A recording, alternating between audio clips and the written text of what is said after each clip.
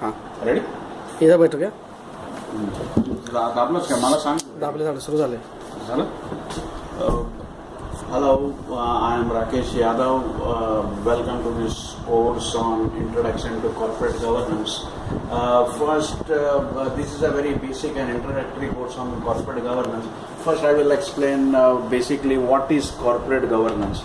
So, a very common term that is used in corporate governance is like how the top management it controls and manages the corporation. But if you see the history of corporate governance, it started way back in 1932 when Burley and Mean, one was an economist and the other was a lawyer, and they saw when the firms were listed on the New York Stock Exchange, and there was for shareholder nobody was there to look after his interest, and it was only the board of directors who were looking after their interest.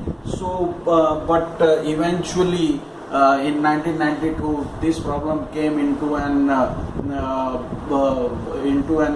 foremost area only in 80s when some of the corporations started going bankrupt and the top management started siphoning off the funds of the shareholders, and so there were many agitations by the shareholder. So some of the cases which are very well known in 90s are of Xerox, then Enron, and so some of the international firms that have gone bankrupt. So it doesn't mean that board of directors, all the board of directors are bad, but there are deviations, and that is how this area of corporate governance came into an forefront, and that is how the people started studying. So in 80s the American scholars they started writing more about corporate governance and what are the various risks in corporate governance.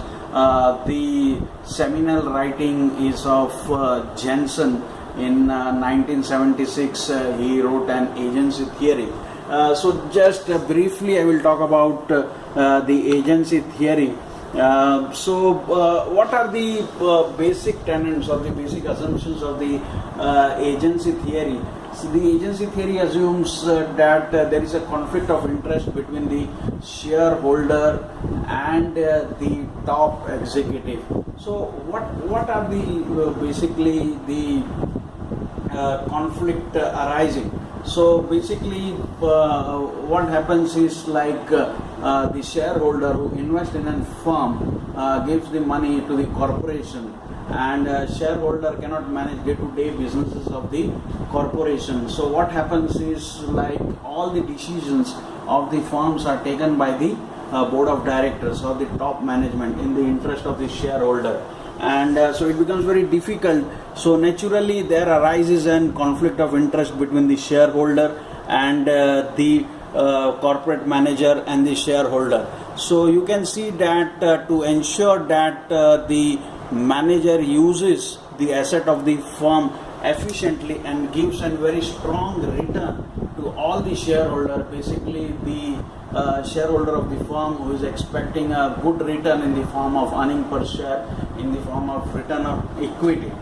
So this is the basic assumptions, and so how one of the other principles that are there in the agency theory is how this conflict of interest between the shareholder and the top management can be minimized, and how the friction between the shareholder and the board of directors can be reduced.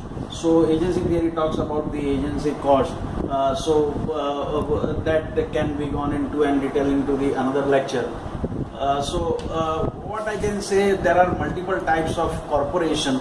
The first one is the sole proprietorship. In sole proprietorship, the single person owns the business and he bears all the risk. So he invests money in the firm, or he can borrow money from others, and in case if he loses his business, then he has to pay everything. Sometimes he risks his property also. So this form of business is one of the most riskiest form of business.